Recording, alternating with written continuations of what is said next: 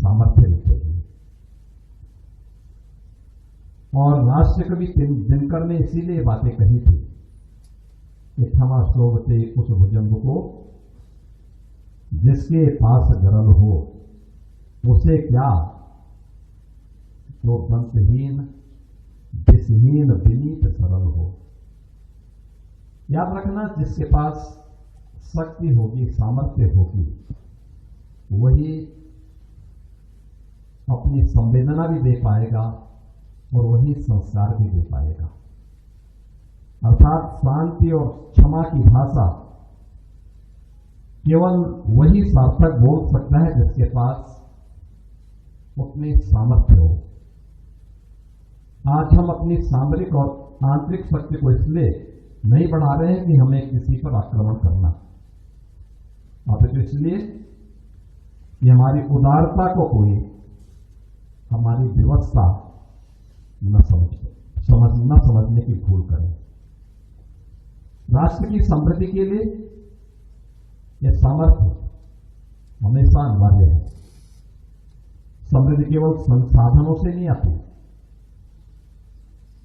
इसके लिए सुरक्षा, स्थिरता और सामर्थ्य का मजबूत आधार उतना ही आवश्यक भी होता है।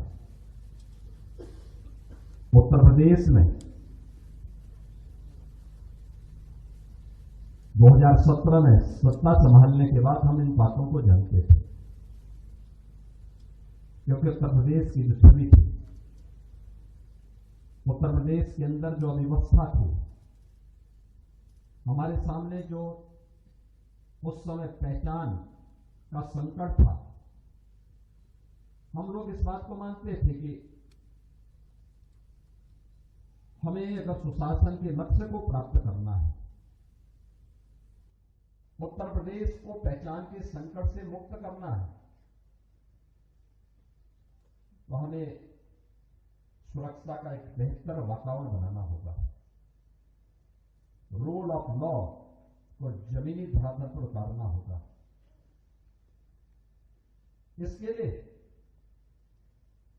हमें उत्तर प्रदेश के अंदर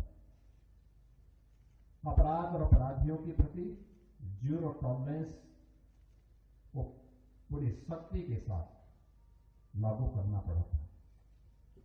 और आज हम सब इस बात को मान सकते हैं कि जो हमने उस समय कानून का राज स्थापित करने का संकल्प लिया, आज उसने उत्तर प्रदेश के इस मॉडल को तो सबका ध्यान उस ओर आकर्षित किया ही है। इसने उत्तर प्रदेश के अंदर एक बेहतरीन इकोसिस्टम डेवलप करने में भी मदद की। आज हम कह सकते हैं कि भारत का सबसे अच्छा इंफ्रास्ट्रक्चर यूपी के पास है। एक्सप्रेसवे के रूप में, हाईवे के रूप में, रेलवे की कनेक्टिविटी के रूप में, मेट्रो के रूप में और एयर कनेक्टिविटी के रूप में भी। आज सुरक्षा के प्रति सरकार का पहला जो प्रायोरिटी सेक्टर हमारा था, उस पर ध्यान देने का परिणाम क्या है? आज देश और दुनिया का हर बड़ा निवेशक, हर बड़ा इन्वेस्टर यूपी के अंदर आकर के निवेश करना चाहता है। आज सुरक्षा का परिणाम क्या है? कोई भी सरकार निर्णय लेती है, उसको प्रभावी ढंग से समय सीमा के अंदर जमीनी धरातल पर उतरने में बहुत देर नहीं लगती, क्योंकि उसमें कोई हस्तक्षेप नहीं है। कोई बाहरी तत्व हस्तक्षेप नहीं कर सकता, कोई गुंडा तत्व, कोई माफिया उस पर हावी नहीं हो सकता, कोई जबरन वहां जाकर के उस कार्य में हस्तक्षेप नहीं कर सकता। और अगर करेगा तो उसे यह भी मालूम है कि इसके दुष्परिणाम क्या होने जा रहे हैं, या तो उसको कारण बताना पड़ेगा, अन्यथा उसके दुष्परिणामों को वह समझता है।